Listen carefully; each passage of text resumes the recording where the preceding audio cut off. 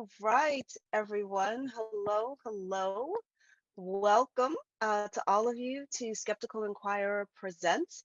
This is a series of live online presentations from experts who are devoted to advancing science over pseudoscience, media literacy over conspiracy theories, and critical thinking over magical thinking. My name is Leanne Lord, and I am delighted to be your host. I am a stand up comedian, author, Center for Inquiry Fellow, and fellow Earth Dweller. As you get settled in, and let's see, there should be quite a few of you here. Yes, I love these numbers. As you get settled in, I'll share that on this day in 1633, the Catholic Church forced Galileo to renounce his heliocentric worldview. And that didn't end well, did it? A couple of quick reminders. CFI's podcast, Point of Inquiry, is available wherever you get your podcasts. And if you haven't already, you can round out your reading list with a subscription to Skeptical Inquirer magazine, which I happen to have a copy of right here. And you can too if you subscribe by going to skepticalinquirer.org. I'm also happy to share that registration is now open for SciCon 2023. Get your tickets for the biggest and, dare I say, best Skeptics Conference. It will be October 26th through 29th at the Flamingo Resort in Las Vegas. And now, as we get started, please feel free to type your questions for our guests into the Q&A box, and we will try to get to as many of them as we can. Now, tonight is what I like to call a special edition of Skeptical Inquirer Presents, featuring two CFI fellows. Dr. Stephen Barrett of Quackwatch fame will be in conversation with longtime collaborator William London. William is a professor in the Department of Public Health at California State University. He's the editor of the Consumer Health Digest newsletter, co-author of the college textbook Consumer Health, a guide to intelligent decisions, and is a co-host of the Credential Watch website. William is also the online consumer health columnist for Skeptical Inquirer. William will be chatting with Dr. Stephen Barrett, a retired psychiatrist, author, editor, and consumer advocate. Dr. Barrett has spent over 50 years doing hand-to-hand combat with the forces of quackery. His decades of work fighting medical misinformation have earned him multiple awards and citations, including an FDA Commissioner's Special Citation Award for Public Service and the Albert Nelson Marquis Lifetime Achievement Award. I mean, you guys, an hour really doesn't feel like enough time for such a long and dedicated career. But I'm hoping that they'll get to talk about the history of quack devices, dietary supplements, homeopathy, multi-level marketing, please, please, please, chiropractors, and really, most importantly, what our government should and can do to combat the tsunami of quackery. So please, welcome to the Skeptical Inquirer screen, William London in conversation with Dr. Stephen Barrett. And gentlemen, engage. Thanks, Leanne. So I guess I should begin, since we're talking about your anti-quackery activism, I should begin by asking you to talk about what quackery is and what led you to become an anti-quackery activist. I use a very broad definition of quackery, pretty much anything that involves the promotion of misinformation in the area of health. How I got involved, very gradually. I read a couple of books in the 1960s that shocked me. One was The Medical Messiahs, which was about how the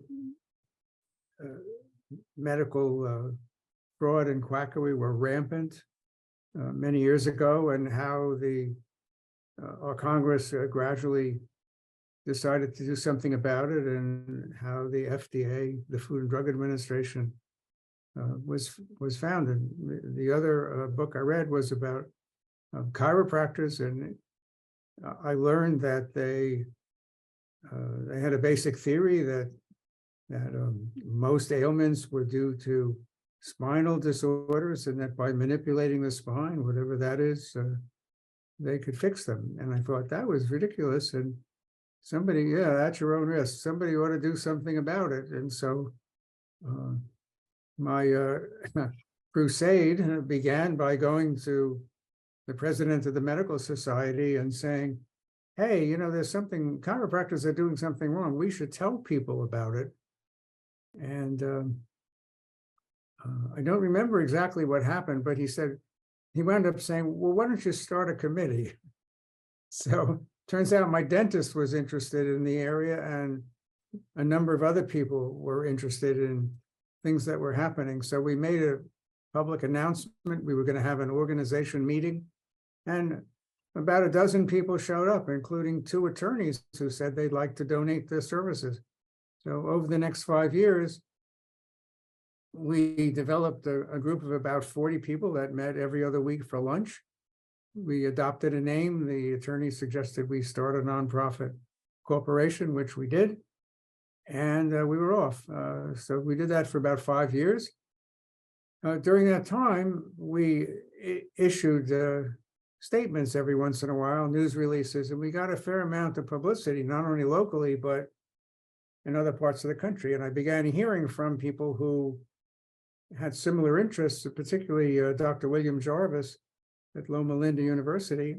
And I persuaded him to, and he had a very scholarly interest in quackery, and I persuaded him to start a discussion group similar to ours. And a second group started he was in California. He started one in Southern California. Somebody else did one in Northern. They merged.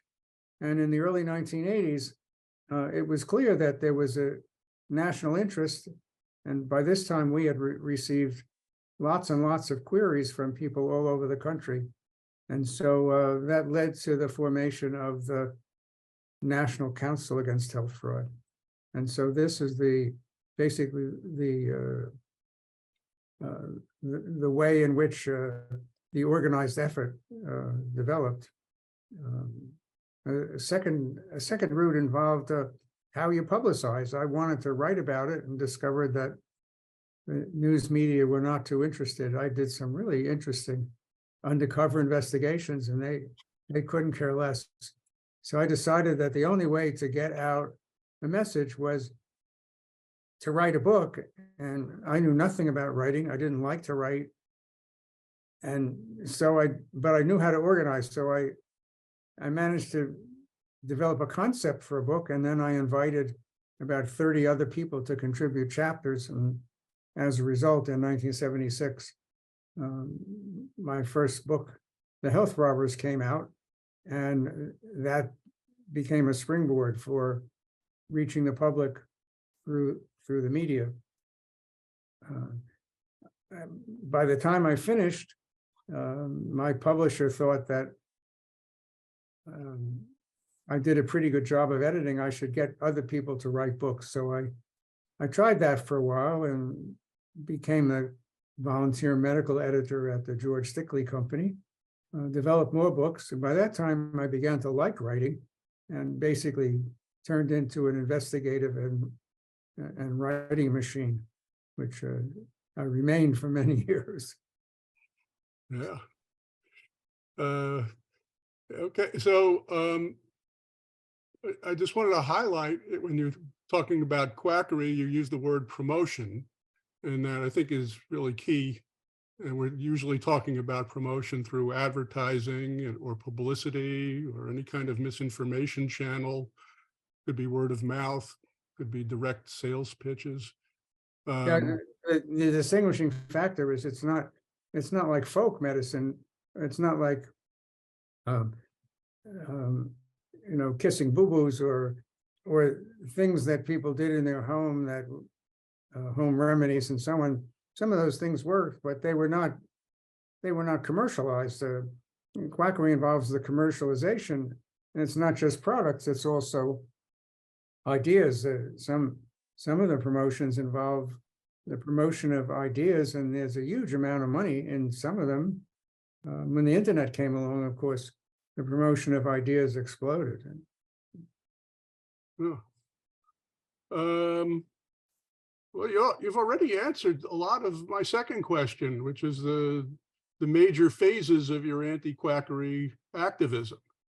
And you talked about involvement with the National Council Against Health Fraud, and then what else would you like to? Well, one of the things that happened when in the mid 1990s is that the internet began to develop, and it became clear that the method that the National Council used wasn't enough. We were generally concerned about the print media, but ideas were spreading rapidly through the internet, and so I wound up deciding to try to start a website, and gradually found that it was much easier to write articles than books, and shifted my emphasis in putting as much information as I can. Right now, the Quackwatch website with its affiliates has about 15,000 files. That's a huge amount, and is growing gradually. It covers the history of quackery and also all sorts of things that have happened in the last 50 years, government regulation and so on. Okay. And Quackwatch you could find at quackwatch.org. If people want to visit Quackwatch. Very good. And also along the way in your career, you connected with what was called at the time CSICOP, the Committee for Scientific Investigation of Claims of the Paranormal, which is now the Committee for Skeptical Inquiry, which is behind Skeptical Inquirer. Thought people might be interested in how you got connected with CSICOP. Okay, well, I'm fundamentally a networker, and when the formation of CSICOP was announced, I immediately ordered a subscription. The Skeptical Inquirer was called the Zetetic. After a few issues, it became Skeptical Inquirer, and I read it regularly and occasionally communicated, and then realized that they had practically ignored anything to do with quackery. I don't remember what happened, but I wound up getting invited to give a talk at one of the national conventions, and during my talks, I used to try to ask the audience whether they've done this or that or the other, and I would ask them to raise their hands. Were they taking vitamins? Do they think they've ever been a victim of a quackery, and so on? And one of the things that happened was that when I asked who's taking vitamins or supplements, 95% of the audience raised their hand, and I almost passed out because I'd been talking to, I'd asked that question to hundreds of audiences, and this was the highest percentage by far of any audience I have ever seen. And so it occurred to me that, then I started asking them, I asked people in the audience, why do you take, what do you take, why? And no surprises, I take vitamin C because I think it'll prevent colds, which of course it doesn't. And then I pointed out that there was something very puzzling. I said, I've asked many audiences this question, and this was the highest percentage I've ever seen. And he said, and you're skeptics, you're supposed to question things. 95% of you are taking these things, and I doubt that 5% of you need them, but you don't question this? That's astonishing. At the end of the meeting, I talked to Paul Kurtz, who's the chairman of PsychOp, and I said, I was really surprised by what happened. I said, and I'm also noticed that we don't have any organized mechanism to put out information about health misinformation. You're covering everything else. So he thought about it and set up a subcommittee on health, paranormal health claims. So CSI was officially involved. We didn't do much, got a few inquiries. It was you and Bill Jarvis. Yeah, Bill Jarvis was the co-chairman. But as time went on,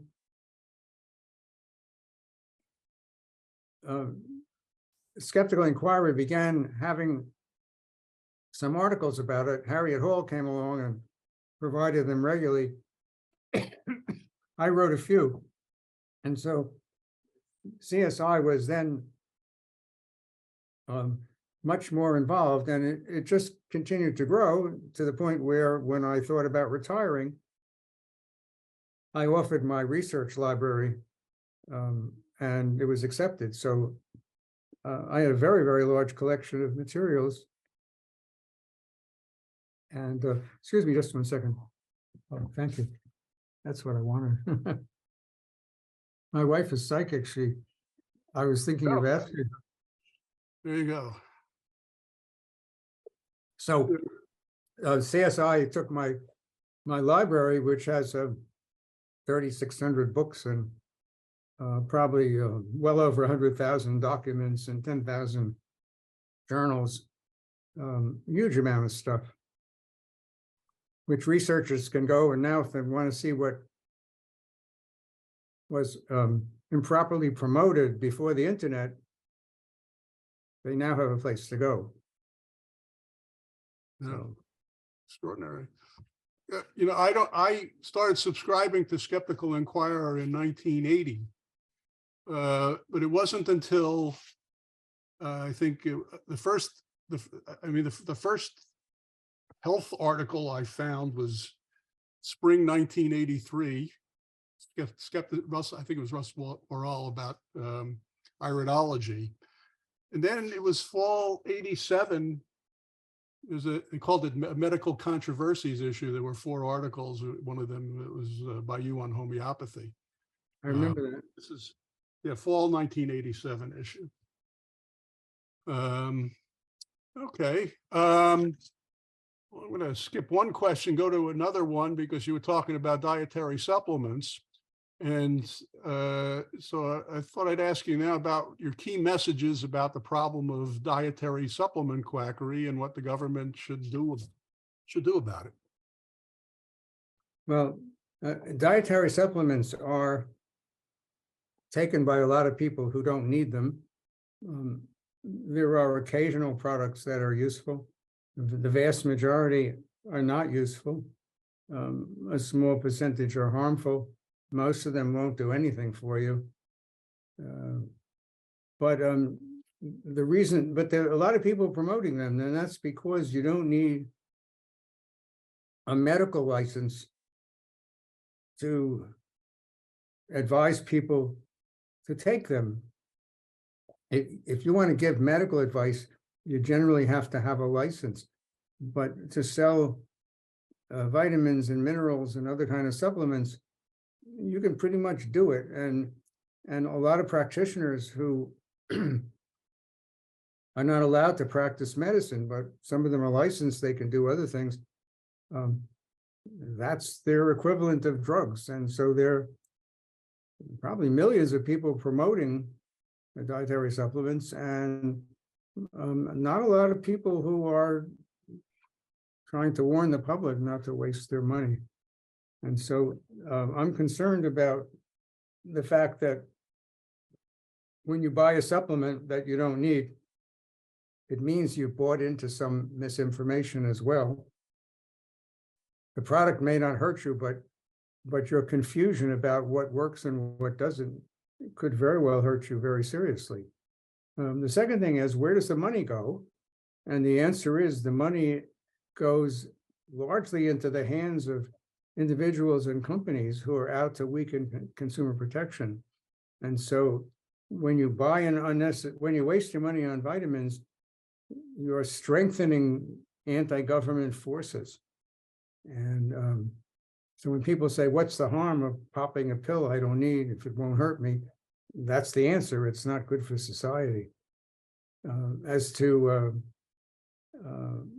one of the things I did, and to some extent, my efforts against quackery involved a fair amount of luck. I happened to go into somebody's waiting room one day and I saw some trade publications. These are publications put out by various organizations of manufacturers and by the industry, and they serve to tell people where to get products and so on. That is, tell the stores.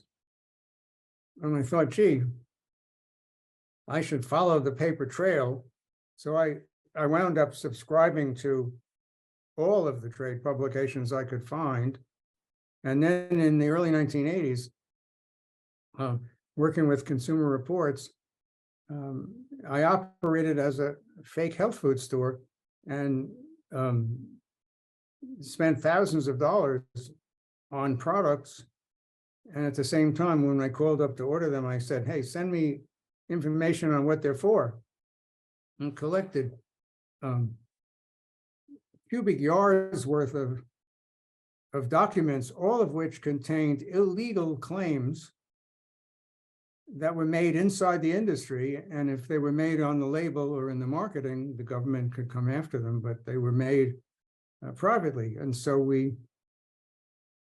Consumer Reports published a report on that. And I wound up, after a few years, co-authoring a book called The Vitamin Pushers. And that book is now available free of charge online. You can see it, and it's a 500 plus page book that talks how the industry talks about how the industry is organized, how they persuade, and so on. Since then, with the internet, things have gotten worse. The supplement industry managed to get a law passed to make the FDA weaker in 1994, and we have the wild west of supplements on the internet. Could government do something about it? Yes. What could they do? I'm not going to try to list the various things, but I want to point out that I have not seen any effort whatsoever on the part of the government agencies to ask the question, how can we be more effective? I think there needs to be some kind of organized effort on the part of the major agencies, the FDA, the Federal Trade Commission, the Postal Service, and so on. What can we do to try to help Americans not waste their money on dietary supplements? And the effort is completely missing. I don't know what it would take to get it going, but what's needed is a plan.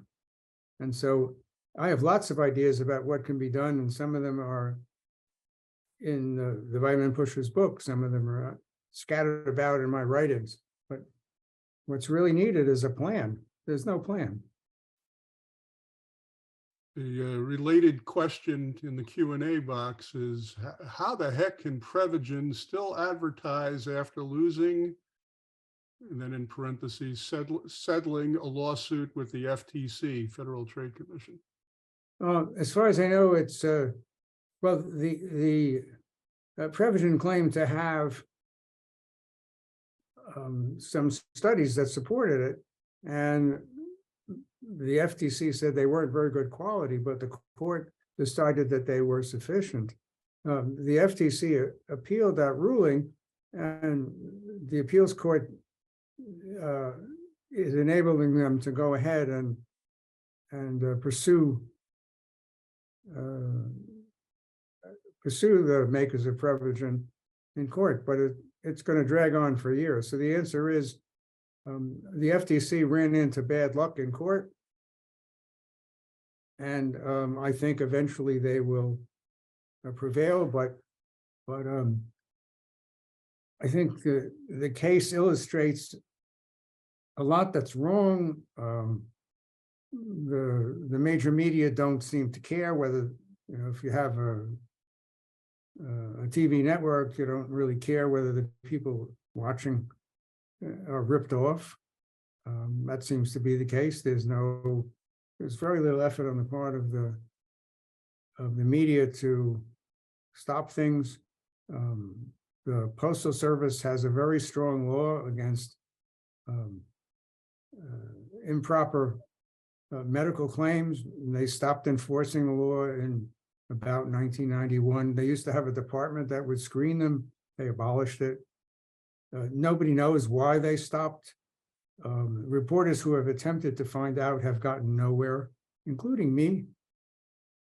So our society doesn't seem to think that this is important enough to do anything about it. And that's not just dietary supplements. We have the same thing with spam emails. We have the same thing with unwanted robocalls. There are small numbers of bad actors are really allowed to run wild, and I've not been able to detect any plan to do anything about it. As a matter of fact, I have figured out a way to catch, when people robocall you and spoof a number, they put in a number, they pretend they're somebody else and so on. I figured out a way to catch those people and seize their bank accounts within hours. That's how, the government usually takes about 3 or 4 years to do this. I figured out how to do it in a couple of hours, and I presented it to very high-ranking people who could implement it. And not only didn't they do anything, but they didn't even have the courtesy of responding to me after they looked at it to say, hey, good idea, bad idea. Let's talk a little more about it. Let's look into it. Nothing.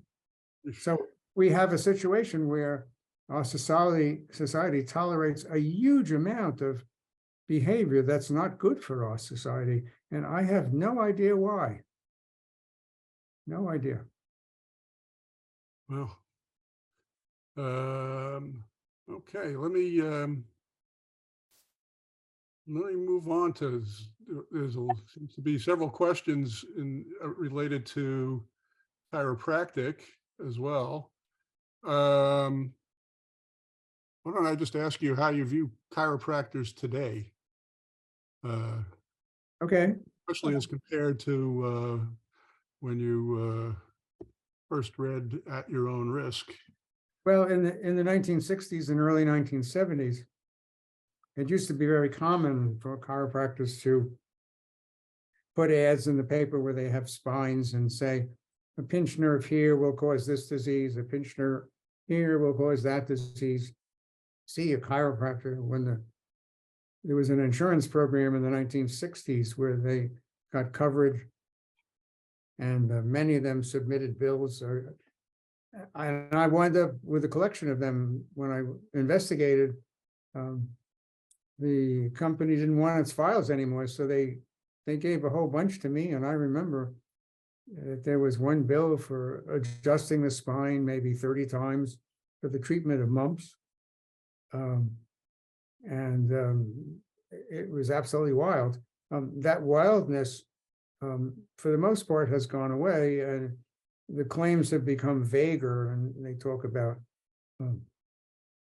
misalignments of the spine, or spines slightly out of alignment or not quite where they belong, and they affect the nervous system, and we will, by fixing the problem, we will enable people to have less interference with their nerve function. The claim, there are about, I don't know, 20, 30 of these kinds of claims, all of which are nonsensical. And but to my knowledge, there hasn't been a significant regulatory action directed at the major false claims of chiropractors. There hasn't been one for, I don't know, 30, 40 years. I think that the Federal Trade Commission should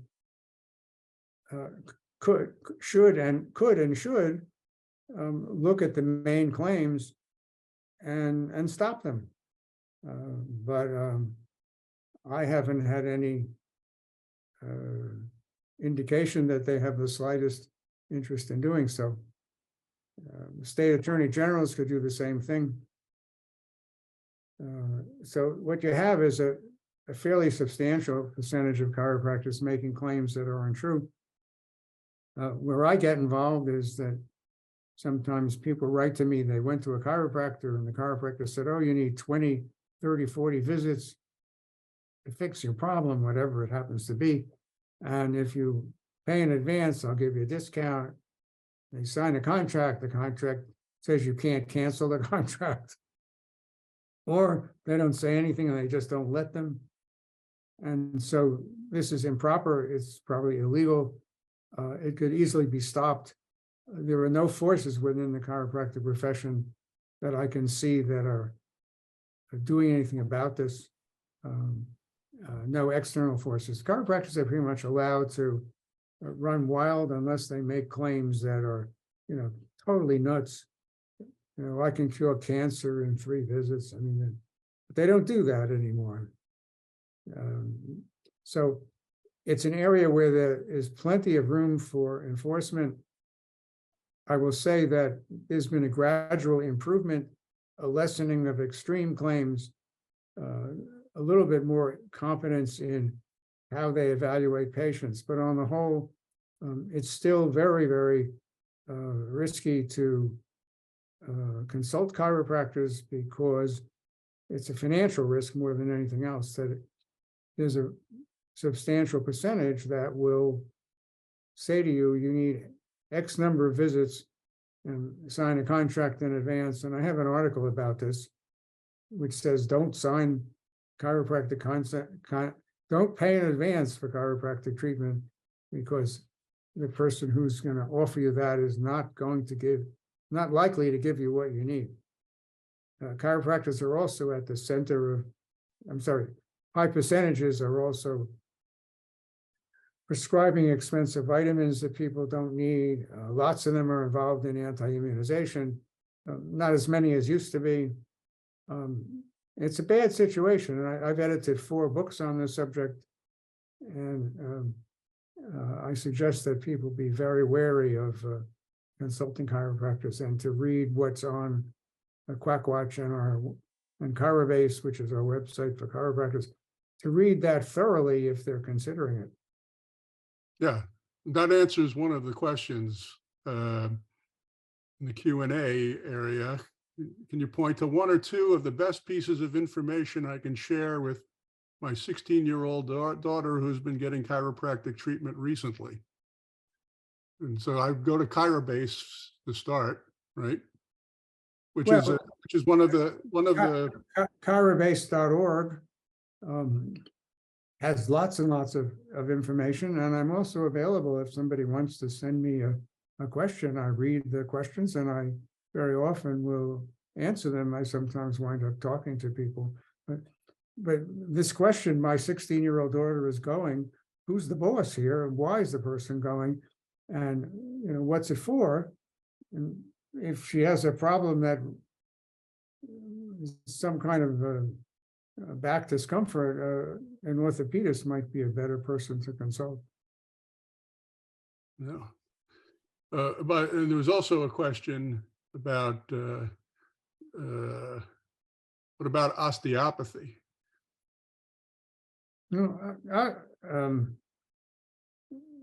Osteopathic medical school is very similar to regular standard medical school. It's very similar. At least in the United States. Yeah, they cover pretty much the same thing. Osteopathic schools put a little more emphasis on the treatment of muscle and joint pain. Most osteopaths are perfectly fine. We have an article talking on Quackwatch about the dark side of osteopathy, and rather than, I can't summarize it, but I would say that it's probably worth reading if you're considering going to an osteopath. And somebody asks, is chiropractic the only quackery license that you know of? Oh, no. Naturopaths are licensed, and I've met some sensible chiropractors. The percentage of sensible chiropractors is actually fairly much higher than the percentage of sensible naturopaths. There are also acupuncturists and practitioners of Chinese medicine. And we have articles that talk about what's wrong with them. The chances are, if you see a practitioner of acupuncture who tells you that you have a problem in the distribution of energy throughout or outside your body, the chances are you're going to get misdiagnosed and given herbs that are not appropriate. On the other hand, acupuncture at some of the medical centers might have some benefit for some people with back pain, but I would be very skeptical, and I think there are better places to go. Okay. So let's see what else we can ask. Quack devices. Key messages about devices and what the government should be doing about device quackery. Yeah.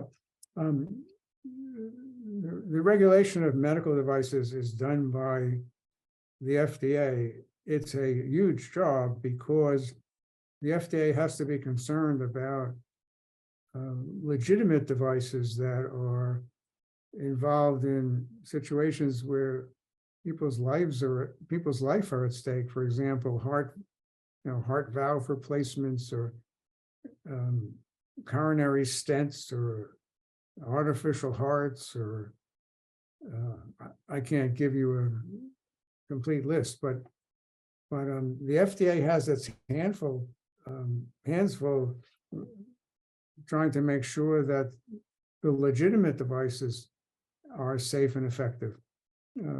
Quack devices, things that don't make the slightest sense, have never been a matter. I shouldn't say never. In my lifetime, quack devices, devices that make no sense at all, have not been a matter of much concern to the FDA. Back in the early 1900s, the FDA went after some of the quack device makers. There were one person, for example, who said they could take some feature of a person, like the person's hair or a drop of blood, and put it onto some kind of a receiver, and then tell you what's wrong with the person. And it could be done not only in the practitioner's office, it could be done in another part of the world and somehow transmitted to where you are. The FDA went after some of those makers and shut them down. But in the last 50 years or so, there have been a lot of devices marketed that claim to have the ability through electronic measurement to say what's wrong with you or to fix what's wrong with you. And the FDA is aware of their existence and simply is not interested in driving them from the marketplace. They may occasionally do something if one of these device makers goes too far. I'll give you an example. Is one device that called a Zyto, where you put your hand on something that looks like a hand, and it supposedly can tell you what's wrong with your energy flow and what products would influence this. Total fakery. I even had the software decompiled for the device decompiled and discovered that it's spitting out random numbers. The FDA took some action when the company made medical claims that was so concrete that the FDA did something, but all the company did was change their language a little bit, and they're doing the same thing that they've always done. The devices are FDA cleared, which means they're allowed to be sold. It would take the FDA about 10 minutes to revoke the clearance and simply put the manufacturers out of business.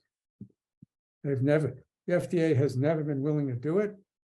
There's no explanation as to why not. The FDA commissioners was asked at a hearing and claimed not to know the answer. He said he would look into it and of course did nothing. I don't know why the FDA device regulators don't care about this sort of thing, but they don't, and it's too bad. And the number of devices is increasing. There are tens of thousands of them now being used. Some of these are being run through cell phone apps, and millions of dollars are being spent in response to reports on the apps and from the devices that say such and such a product will improve this or that, which may or may not be wrong with you. I had fun with one of them. I tested myself. This device would tell you something about various organs that you have, and I tested myself, and my favorite, I tested myself 12 times in one study, 12 times fairly quickly, one after the other, and I got different results. But one that was most funny was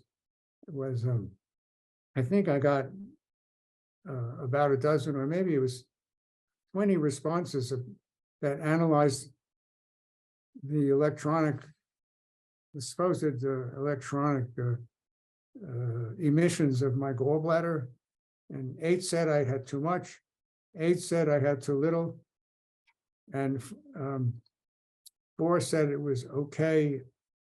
But the problem was I don't have a gallbladder. My gallbladder was surgically removed, so I had 20 different analyses of my non-existent gallbladder. The FDA has the study, but they haven't done anything with it. Another issue of government inactivity is the homeopathy marketplace. By the way, I always, when I teach about homeopathy, I ask my students, have you heard of homeopathy? And most of them have, and then they rarely can tell me what it is. Yeah, well,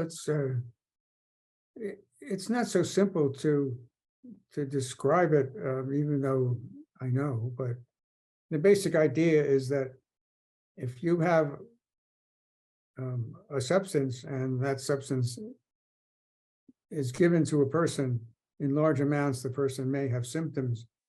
And if you take small amounts, it will cure the condition that has those symptoms. It simply doesn't happen. And the whole idea is nonsense. And but the homeopaths say that the smaller the dose of what you take, the more powerful it is. And so they have products where the active ingredient has been diluted so much that there's actually none left. And these are claimed to be very powerful. The homeopathic companies market their products fairly aggressively, and they're found on drugstore shelves, sometimes next to effective products. the Federal Trade Commission figured out that all of homeopathic products are advertised in a misleading way, and they said to the FDA, look, you got to do something, because what you're allowing to happen, we say, is illegal, but we're not saying it, but we could or should. So the FDA and the FTC reworked their policies, and the FDA basically put into words what they've been doing, which made no difference whatsoever. And the Federal Trade Commission said, well, if you explain that your claim is based on homeopathic theory, it might not be misleading, even though it doesn't work. These are my words. And so the Federal Trade Commission is allowing homeopathic claims to be made as long as they have a historical basis. Now, with real drugs, you can't base your claims on a historical basis. You have to have studies. The vast majority of homeopathic products have never been studied and never will be. There isn't enough money in the world to do tests that would take probably into the hundreds of thousands of studies to test the products that are marketed, and no company's ever going to do it, because they don't make enough money to pay for the tests, and the tests wouldn't work anyway, and they know it. So we have a situation where homeopathic products which don't work are being sold as though they're effective. Now, the Center for Inquiry is doing something about it, and that it sued a couple of manufacturers for misleading marketing, and those cases are gradually moving through the courts very slowly. What'll happen? I don't know. If the Center for Inquiry is successful, it might very well be able to have a tremendous impact, unless the industry is rescued by Congress, which it could be. Yeah. The simple advice about homeopathy is never ever buy a homeopathic product. Well, you made a comparison to drugs, so let me refer to one of the questions in the Q&A. What are your thoughts on the deluge of commercials pushing prescription medications and encouraging viewers to ask your doctor about?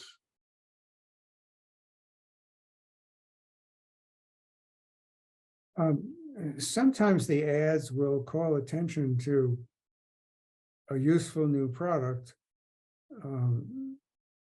Often the ads will call attention to a product that's maybe similar in effect to something that exists but is more expensive. The ads basically are there to drive sales into more expensive products.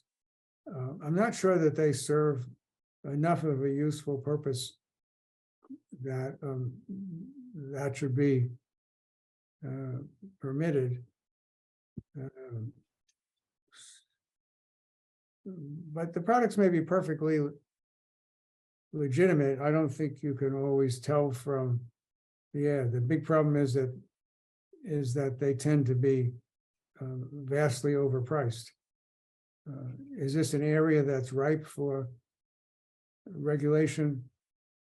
I would say yes, but I would also say that the situation with drug pricing is a disgrace. That drugs in the United States tend to be much more expensive than elsewhere.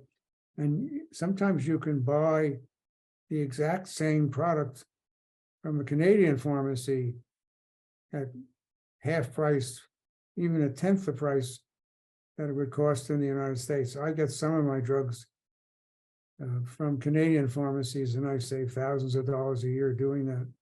So I think that we need to, there's a terrible problem in the United States, and that Congress needs to do something that will result in lower prices. And of course, the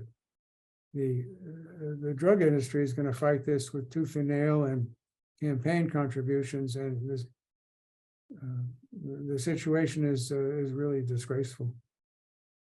Yeah. And speaking of disgraceful, what about multi-level marketing and what the government should do about that? Okay. In multi-level marketing, you buy a distributor kit and you buy the privilege of selling the product or recruiting other distributors. And supposedly, whatever they sell or buy, you get a cut. And the way the companies describe it, if you develop enough people in your downline, you can make a lot of money. Problem with that is that if you're not one of the first people in line, you're not likely to make money and you're more likely to lose money. And studies have shown that the vast majority of people, and I mean something like 99% of people who enter multi-level marketing will not make any significant income. It's basically not a legitimate industry because the products they sell are overpriced. Many of them are unnecessary. And to a large extent, they're selling the business opportunity. The way to fix this is for, at least at the beginning, the first thing is the Federal Trade Commission should create a rule that in order to market a distributor's kit, to recruit distributors, you have to make complete, honest and clear income disclosure. You know, if you want to buy a McDonald's, there are rules called the franchise rule that they have to tell you how much money you're likely to make and why, and give you lots of information on that. The companies that are the multi-level companies are not required to give you any information, and believe me, they don't. Very good. There were 42 questions in the Q&A. I want to ask some of the ones that I think we can get through. One is, have you ever been, quickly, so we can get as many questions answered, have you ever been threatened by a quack? I've never been physically threatened. I've had a number of, every so often I get a message saying, you know, expressing some death wish or telling me I'm going to rot in hell or be damned and so on. I've been threatened with lawsuits lots of times. Very few of them have been filed. None of the suits have had, most of the suits that have been filed have been generally fairly easy to dispose of. Another question. What do you think of vitamin infusions, for example, Myers cocktail?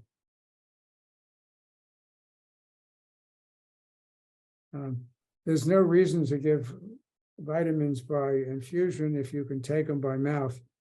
The Myers cocktail is one of a number of concoctions that is claimed to be useful. As far as I'm concerned, it's not been demonstrated useful, and I think that the small number of practitioners who are doing it should be stopped.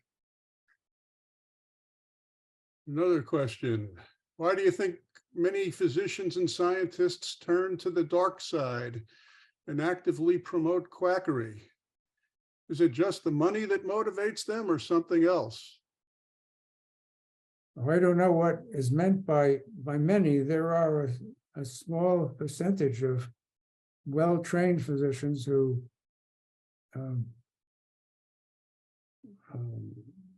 profess or develop ideas that are simply outside of reality, and they may or may not market them and promote them. It's not a high percentage. Why do they do it? I have no idea. I think they were a little strange. Most of them are a little strange to begin with, and this is simply one way that they express their strangeness. It's a pretty serious thing. We had one example of somebody who really got nailed for what he did. There was a doctor by the name of Uttar who died a few weeks ago, and he was one of a network of people that claimed there were all kinds of conspiracies going on with the COVID vaccine. And anyway, and that his followers said that he thought something connected with the vaccine had done him in, even though he never took it.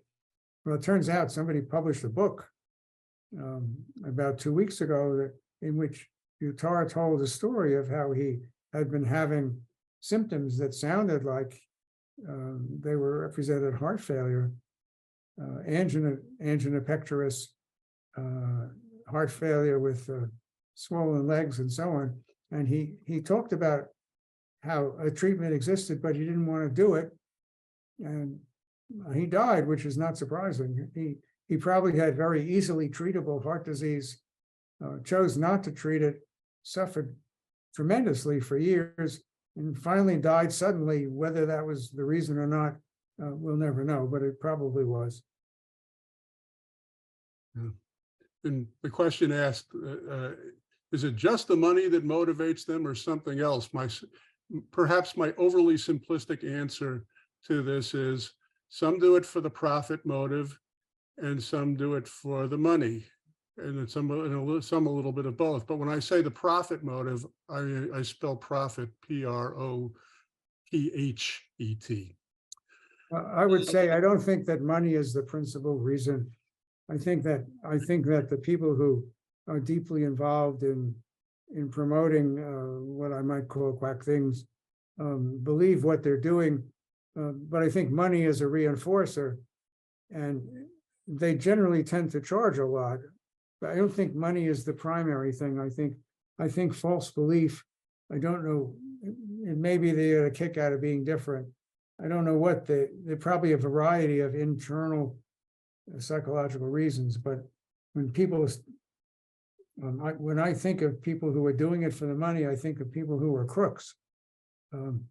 People who simply steal, put in false insurance claims and so on. That's crookery, and that's for the money. If they happen to be involved in quackery, that you can be both a quack and a crook.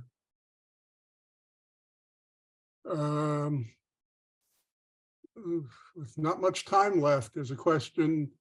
Would you tell the story of your involvement with Emily Rose's Therapeutic Touch experiment? Okay. Therapeutic Touch is a practice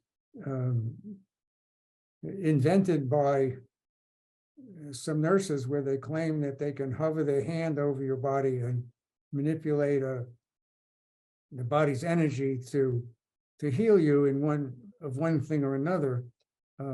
Linda Rosa, who's a nurse in Colorado, did a very elaborate study of the literature on therapeutic touch. And one day I happened to talk with her about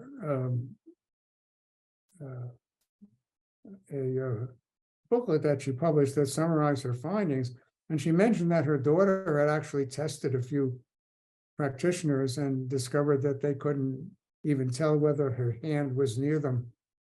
And so, or whether their hand was near her.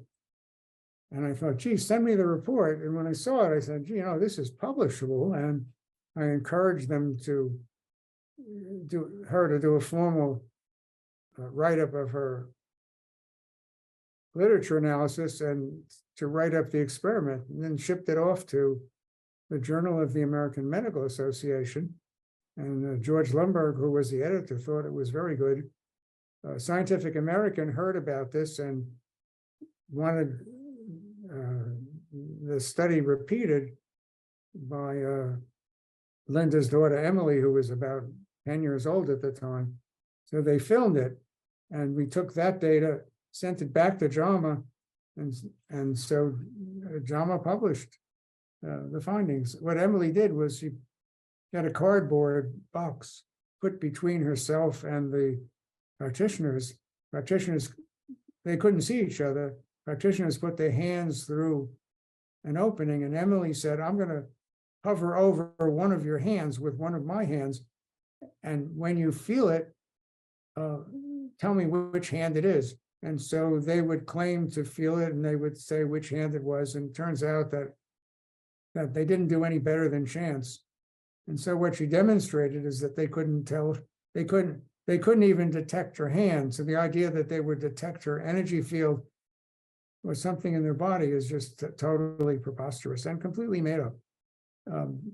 The proponents reacted by trying to say, "Oh, this is just a child's game," but it was a very serious scientific study, and the proponents have never attempted to demonstrate that they actually can feel anything.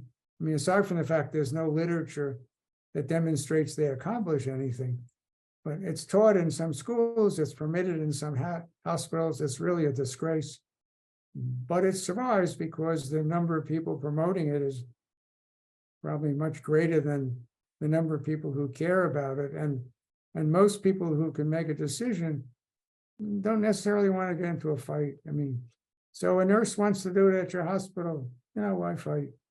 I don't know how much is being done nowadays, but it's still around.